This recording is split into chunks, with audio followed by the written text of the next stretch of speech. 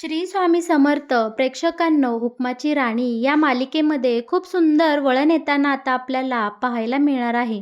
बरं का, आता इकडे आपल्या मालतीच्या या तनिषाचा डाव चांगलाच लक्षात आलेला दिसतोय. आता इकडे मालतीच्या मुलाच्या इंद्रा राणीच्या संसारात ढवळाढवळ करणाऱ्या या तनिषाला आपली मालती आता चांगलीच अद्दल घडवणार आहे. शिवाय राणी इंद्राच्या आयुष्यातून कायमचं हकलून देताना आता आपल्याला पाहायला मिळणार आहे. इकडे खरं तर आता ही तनिषा इंद्रासोबत सत्यनारायणाच्या पूजेला बसलेलं मालतीला अजिबात आवडलेलं नाही आणि मालतीच्या आता इकडे हळूहळू सगळं काही लक्षात येत चाललं आहे की तनिषा ही राणी इंद्राच्या संसारात विष घालू लागली आहे. हे आता मालतीच्या लक्षात येताच आता मालती यावर काय उपाय करणार, या तनिषाला इंद्रा राणीच्या आयुष्यातून कशा प्रकारे हकलून लावणार आणि मुलाचा संसार वाचवणार, हे सगळं पाहायला मालिकेमध्ये खूप मज्जा येणार आहे. बरं का, मालिकेच्या येत्या काही भागांमध्ये आपल्याला हे सगळं पाहायला मिळणार आहे. पण हे सगळं मालिकेमध्ये कशा प्रकारे घडत जाणार आहे हे जर तुम्हाला जाणून घ्यायचं असेल तर तुम्ही आपला हा व्हिडिओ अगदी शेवटपर्यंत पहा, म्हणजे तुमच्या सगळं काही लक्षात येईल की मालती या तनिषाला कशा प्रकारे अद्दल घडवणार आणि तिचा चांगलाच पाणउतारा करून तिला या दोघांच्याही आयुष्यात कशा प्रकारे हकलून देणार, तनिषाची कशी हक्कलपट्टी होणार, हे मालिकेत पाहायला आपल्याला खूपच गंमत येणार आहे. बरं का, राणीने तिच्या भोळा स्वभावाने आता मालिकेमध्ये अगदी कहर केलेला आपल्याला पाहायला मिळणार आहे. चक्क ही राणी स्वतःच्या नवऱ्यासोबत त्याच्या प्रियसीला इकडे पूजेला सत्यनारायणाच्या पूजेला बसवताना आपल्याला पाहायला मिळणार आहे. कोणतीही बायको आपल्या नवऱ्यासोबत इतर कुठल्याही मुलीला पाहू शकत नाही, पण ही राणी स्वतःहूनच तिच्या पायावर धोंडा मारून घेताना आपण पाहणार आहोत. पण हे सगळं मात्र मालतीला अजिबात पटलेलं नसतं आणि मालतीने या सगळ्या प्रकरणाला इकडे सक्त विरोध केलेला असतो. तिने स्पष्टपणे सांगितलेलं असतं की अगं राणी, सत्यनारायणाच्या पूजेला फक्त जोडपं बसतं आणि इतर वेळी एखादी म्हणजे सिंगल ज्याला कोणाला बसायचं असेल ते बसतं. पण इकडे राणी मात्र कोणाचंही ऐकत नाही आणि तिच्या विचारांचे ढोस सगळ्यांना पाजून इकडे चक्क गणपती बाप्पाच्या साक्षीने या राणीने तिच्या नवऱ्यासोबत या तनिषाला सत्यनारायणाच्या पूजेला बसवलेलं असतं. आणि हा सगळा प्रकार एकतर मालतीच्या इतका डोक्यात गेलेला असतो की तिला सगळी पूजा होस्तवर तिथं अजिबात चांगलं वाटत नसतं. बरं का, आता इकडे सुंदर पद्धतीने सत्यनारायणाची पूजा होती.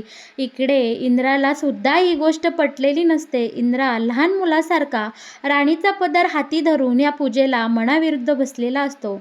पण तनिषाच्या मनामध्ये मात्र इकडे खूप लाडू फुटत असतात, कारण फायनली ती आणि इंद्रा हे दोघेजणही इकडे पूजेला बसलेले असतात. एकतर या तनिषाचं स्वप्नच असतं की तिला इंद्रा हवा आहे, इंद्रासोबत लग्न करायचं आहे. या हेतूनेच ती इकडे आता इंद्राच्या आणि राणीच्या आयुष्यात आलेली असते.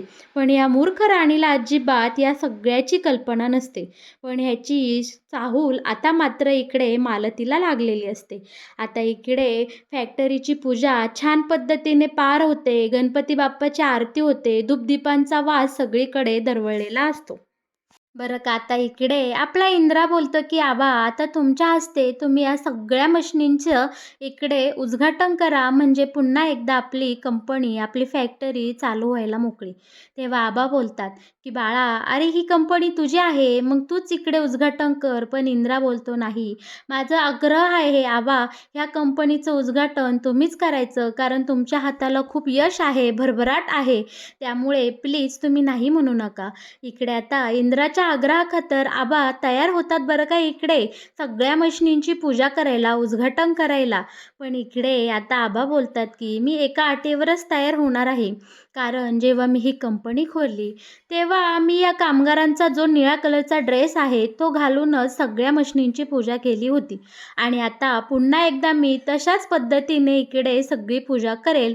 तुम्हा सगळ्यांना मान्य असेल तरच मी आता हे उद्घाटन करायला तयार आहे.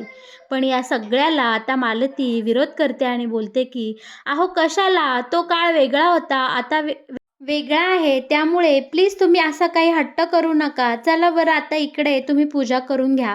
बरं का आता इकडे सगळ्या मशीनची पूजा होते आणि वेळ आलेली असते ती म्हणजे इंद्राच्या केबिनचं उद्घाटन करायचं. आता इकडे सगळे आग्रह करत असतात, की इंद्राच्या केबिनचं उद्घाटन आता राणीच्या हस्ते व्हायचं. पण इकडे राणी मात्र मनाचा मोठेपणा दाखवते आणि बोलते, की "नाही, मी हे उद्घाटन करणार नाही. माझ्या आधी मालती मॅडम आहेत आणि मालती मॅडमशिवाय हे उद्घाटन दुसरं कोणीही करणार नाही." कारण इंद्रजित सरांना जन्म देण्याचं भाग्य किंवा इंद्रजित सरांचं जे काही वाढवणं किंवा त्यांना जे काही संस्कार दिले आहेत, ते फक्त मालती मॅडमनी दिले आहे आणि या केबिनचा उद्घाटन करण्याचा मानसुद्धा मालती मॅडमचाच आहे. बरं का आता आबा बोलतात, की "मालती बघ, सूनबाई एवढी आग्रह करते, तर घ्या इकडे आता मानपान आणि या लवकर." इंद्रजीत ताटकळला आहे. आता इंद्राच्या केबिनचं पटकन इकडे उद्घाटन करून घ्या. पण राणीने इकडे सासूबाईंना मोठेपणा दिलेला पाहून तनिषाला मात्र खूप राग आलेला असतो. आता इकडे छानपैकी मालतीच्या हातून इंद्राच्या केबिनचं उद्घाटन होतं. सगळे जोरजोरात टाळ्या वाजवतात. सगळं आनंदमय वातावरण झालेलं असतं. आता इकडे छानपैकी सगळेजण केबिनमध्ये जातात. इंद्रा डोळे भरून त्याची केबिन पाहून घेतो आणि आता इंद्रा आपला खुर्चीवर विराजमान झालेला असतो बरं का. इंद्राला त्या खुर्चीवर बसताना पाहून इकडे राणीला इतका आनंद झालेला असतो, काय सांगू. इकडे राणीचं खूप मोठं स्वप्न आणि मनावरचं ओझं आता कमी झालेलं असतं. फायनली इंद्रा त्याच्या खुर्चीवर बसलेला असतो आणि बोलतो की खरंच तुम्हा सगळ्यांचे खूप खूप आभार. आता तुमच्या सगळ्यांच्या आशीर्वादाने आणि सगळ्यांच्या प्रेमाने पुन्हा एकदा मला या खुर्चीवर बसण्याचा मान मिळाले आहे आणि याचा मी नेहमीच इकडे आदर करेल. बरं का आबा, तुमचे संस्कार डोळ्यासमोर ठेवून आणि तुम्ही जी काही शिकवण दिली आहे, ते लक्षात ठेवून मी आपल्या कंपनीचा नावलौकिक दिवसेंदिवस मोठा करेल. आता हे शब्द ऐकताच सगळ्यांच्या चेहऱ्यावर सुंदर असं हसू आलेलं असतं. सगळ्यांना इंद्राचा खूप अभिमान वाटत असतो आणि सगळं वातावरण एकदम आनंदीमयी होऊन गेलेलं असतं. इंद्रा आपला खुर्चीवर बसल्या-बसल्या एक सुंदर निर्णय घेतो.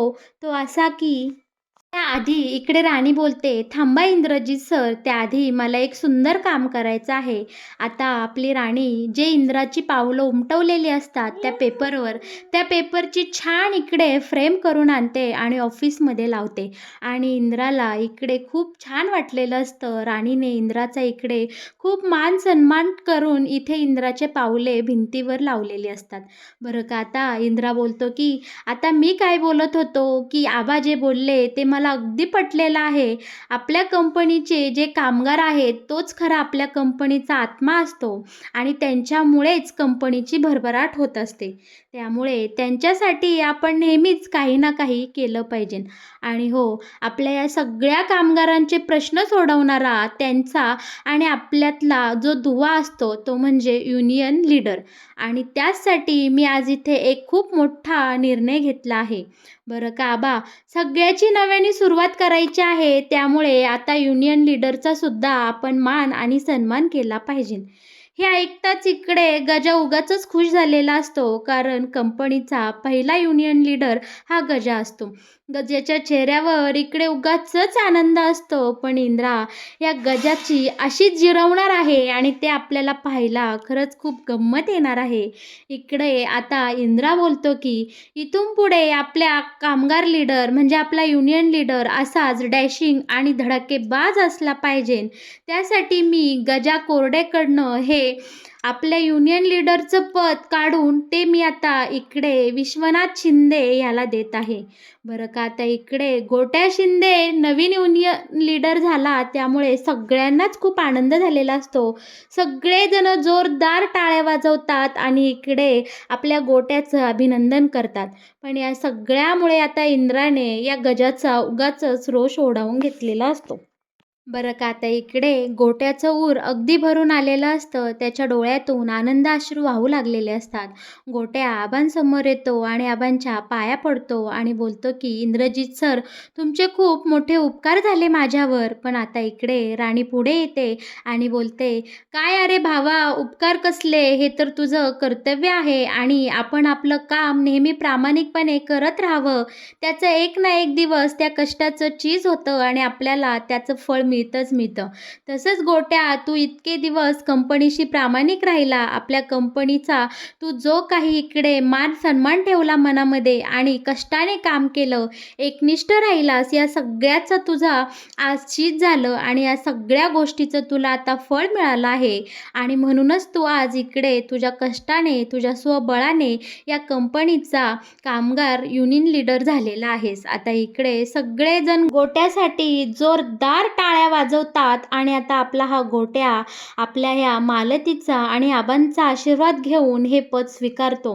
आता इकडे छानपैकी कंपनीचं उद्घाटन झालेलं असतं. सगळ्यांना आपापली पदं मिळालेली असतात. कंपनीचा कारभार छानपैकी आता चालू होणार असतो. तनिषा भलतीच खुश असते, कारण इकडे इंद्रासोबत तिला मस्तपैकी आता सत्यनारायणाच्या पूजेला बसायला भेटलेलं असतं आणि आता हिच्या अपेक्षाही वाढलेल्या असतात. लगेच ही बरं का तनिषा आता त्या राहिलेल्या कुंकवामध्ये स्वतःचा हात बुडवते आणि ज्या ठिकाणी इंद्राच्या पावलांची फ्रेम लावलेली आहे त्या फ्रेमखाली तिचा लगेच हाताचे ठसे उमटवते. आणि हे सगळं काही आता इकडे हळूहळू मालतीच्या लक्षात आलेलं असतं. मालतीचं या तनिषावर आता इथून पुढे अगदी बारीक लक्ष असताना आपल्याला पाहायला मिळणार आहे. सगळेजण आपापल्या मार्गाला लागतात. राणी इंद्रा घरी येतात आणि ही तनिषासुद्धा त्यांच्यासोबत लगोलग घरी आलेली असते. आता इकडे इंद्राची जोरदार तयारी चालू असते बरं का. इकडे इंद्राला राणीसाठी खूप सुंदर सरप्राईज द्यायचं असतं. इंद्राने सगळी रूम इकडे फुलाफुलांनी सजवलेली असते. सगळीकडे कॅन्डल लावून ठेवलेले असतात, कारण आज इंद्राला आपल्या राणीसोबत काहीतरी गंमत करायची असते.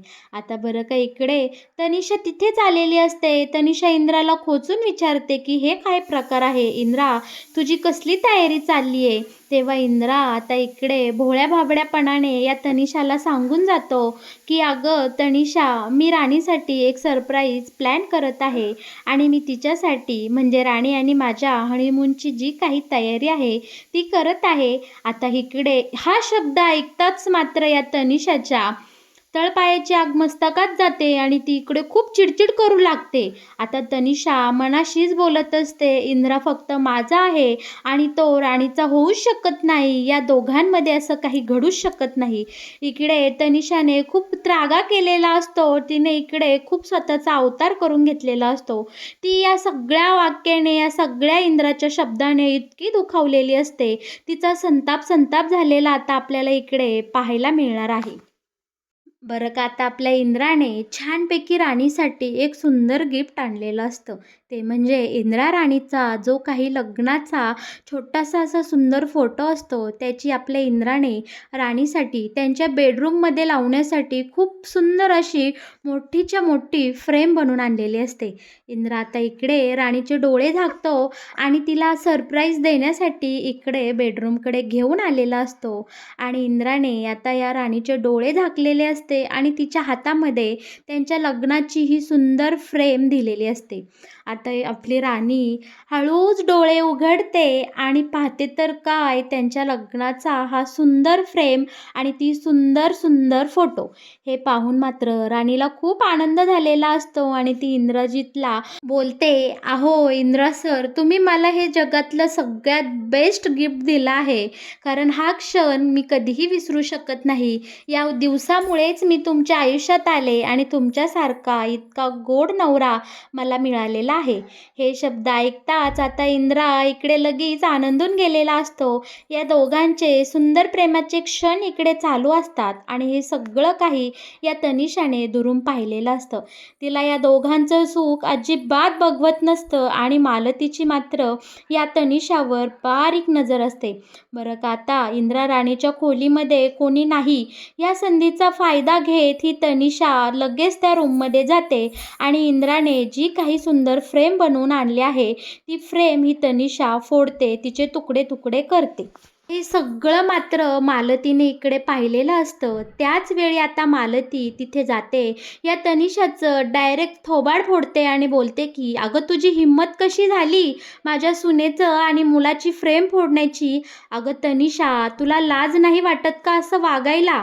इंद्राची चांगली मैत्रीण बनवतेस ना स्वतःला. इंद्रासाठी काहीही करेन आणि काहीही द्यायला तू तयार असते आणि तू त्याच्या बायकोचा आणि त्याचा इतका सुंदर लग्नाचा अनमोल क्षण असलेला फोटो खुशाल फोडून टाकला, त्याचे तुकडे-तुकडे केलेस." आता इकडे तनिषा खूप घाबरलेली असते. ती गडबडते. तिच्या लक्षात येतं की आता मालतीला आपलं सगळं काही भांडं कळलेलं आहे आणि मालतीसमोर आपलं सगळं भांडं फुटलेलं आहे. आता तनिषा इकडे तू मे करू लागलेली असते. पण मालती आता तनिषाला सक्त ताकीद देते आणि बोलते की "हे बघ तनिषा, तू आमच्यासाठी, इंद्रासाठी जे काही केलंस त्या सगळ्याची मला जाण आहे. पण त्या बदल्यात तू जर माझ्या मुलाच्या आणि सुनेच्या संसारात अशा प्रकारे ढवळाढवळ करणार असशील आणि त्यांचा संसार उद्ध्वस्त करण्याची जर तू स्वप्न पाहत असतील, तर तुझी गाठ माझ्याशी आहे. विसरू नको तनिषा, तुझी गाठ या मालतीची आहे. माझ्या राणी इंद्राला आता कुणीही वेगळं करू शकत नाही. ती चूक, तो मूर्खपणा मी एकदा केला आहे, पण आता पुन्हा ती चूक माझ्याकडनं होणार नाही आणि मी दुसरं कोणालाही माझ्या राणी इंद्राचा संसार आता उद्ध्वस्त करून देणार नाही." इकडे मालतीने या तनिषाची चांगलीच कानउघडणी केलेली असते आणि तिला इथून चक्क राणी इंद्राच्या घरातून, बेडरूममधून हाकलून दिलेलं असतं आणि पुन्हा त्यांच्या वाट्याला जायचं नाही अशी सक्त ताकीदही दिलेली असते. आता आपली मालती आजीच्या मदतीने पुन्हा ती फ्रेम व्यवस्थित करून आणते आणि राणी इंद्राच्या खोलीमध्ये लावून टाकते. तर मग प्रेक्षकांनो, कसं वाटलं तुम्हाला हुकमाची राणी या मालिकेत येणारा हा नवीन ट्विस्ट? या मालिकेविषयीचे असेच नवनवीन अपडेट जर तुम्हाला सगळ्यात आधी जाणून घ्यायचे असतील, तर तुम्ही आपल्या या चॅनलला नक्की सबस्क्राईब करा आणि हो, आपल्या व्हिडिओला लाईक केल्याशिवाय अजिबात कुठे जाऊ नका. धन्यवाद.